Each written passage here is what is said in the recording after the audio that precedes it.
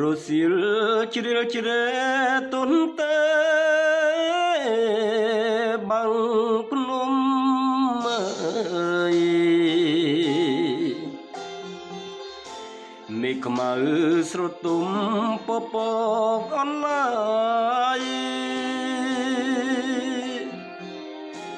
រសាត់អនដែនពីនាយ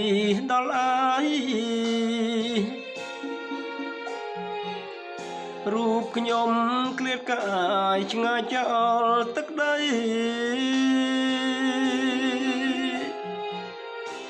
នឹកឃើញកាលបងពងរត់ជីវាងអើយយប់ខែភ្លឺថ្លាថ្ងៃពេញបរមី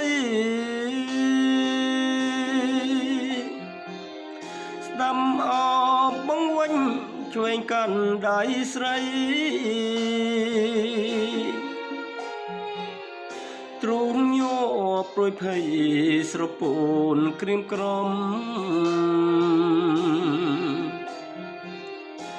សំសាមផ្លេផ្លែស្រជងចំដីអើយបងថ្នឹងថ្នមស្រីក្រំដើមរាំងភ្នំ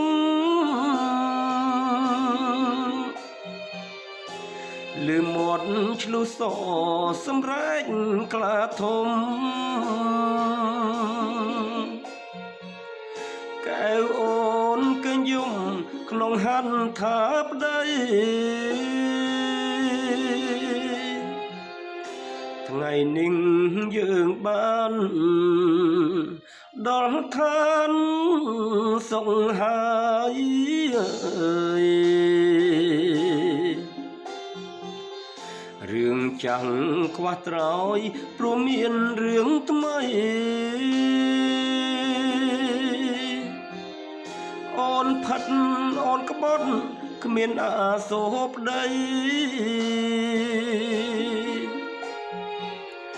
មានឈ្មោះល្បាញល្បីជាស្រីចិនចាក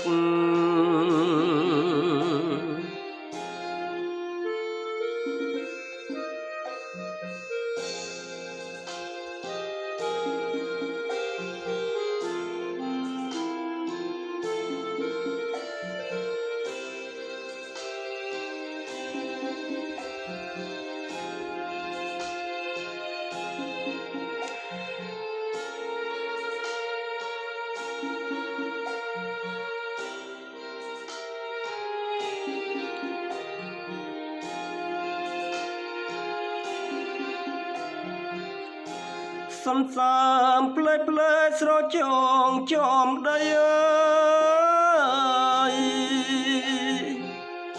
បងថ្នឹងថ្នមស្រី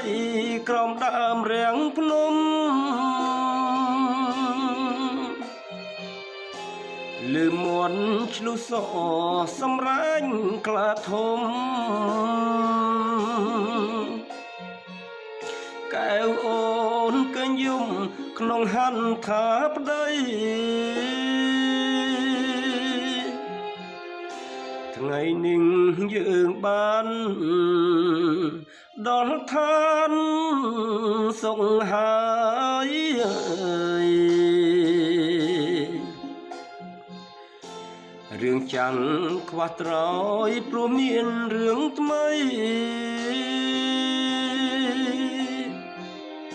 អូនផាត់អូនក្បត់គ្មានអាសូរប្តីមានឈ្មោះល្បាញល្បីជាស្រីចិនចាក